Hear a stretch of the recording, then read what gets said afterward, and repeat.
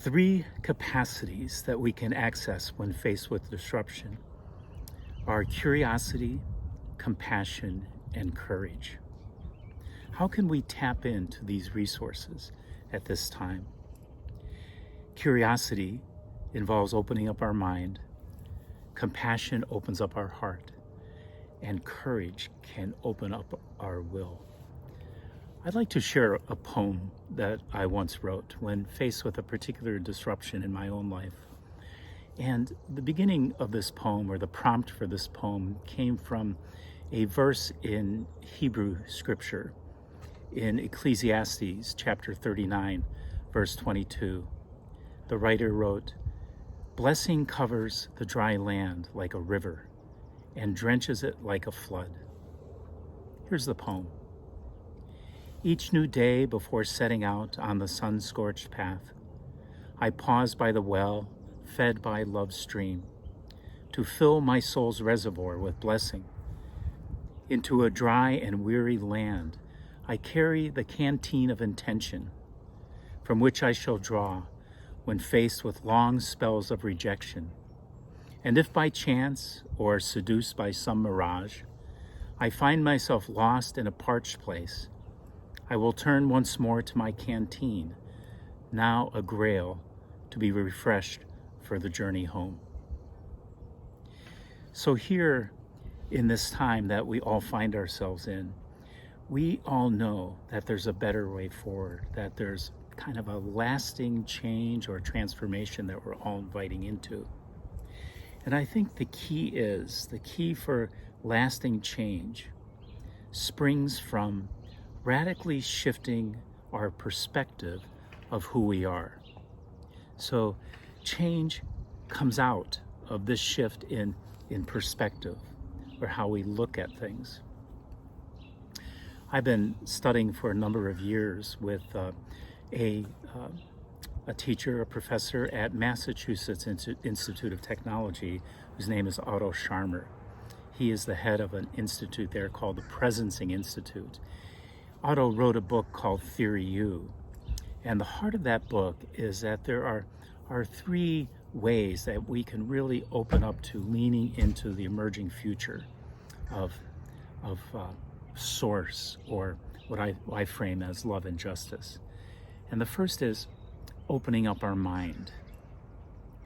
Opening up our mind requires that we suspend our judgment. We all have judgments, right? We're human, so we all have judgments. But how can we take our judgments that sometimes we grasp onto and suspend them or hold them a little bit more lightly so we can allow something new to come in? So how can we be curious? Knowing that we all have worldviews, we all have perspectives. How can we kind of hold those a little bit more lightly to be able to listen to something different, a new way, a new perspective? The second thing that Otto Scharmer suggests as the way of transformation in Theory U is opening up the heart. Opening up the heart requires attending to those feelings that constrict our heart. Feelings of cynicism, really, and cynicism is really any feeling that distances us from the other, that creates distance, either internally from our true self or from the other. And so how can we apply compassion and empathy to ourselves and to others so our hearts can stay open? I believe that we are kind of called or created, you might say, to be channels of love so that compassion can flow through us into the world. The third thing that Otto Scharmer suggests is opening up our will, right? Beginning to kind of let go. And of course, the challenge there is fear. And in this time that we're living in, there's a lot of fear.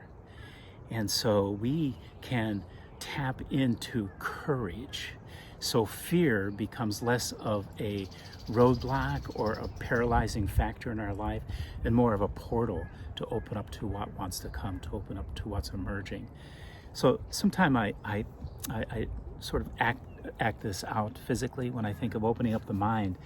I think of this, that, if our minds are closed, all we see is what we project on the lens of our own reality.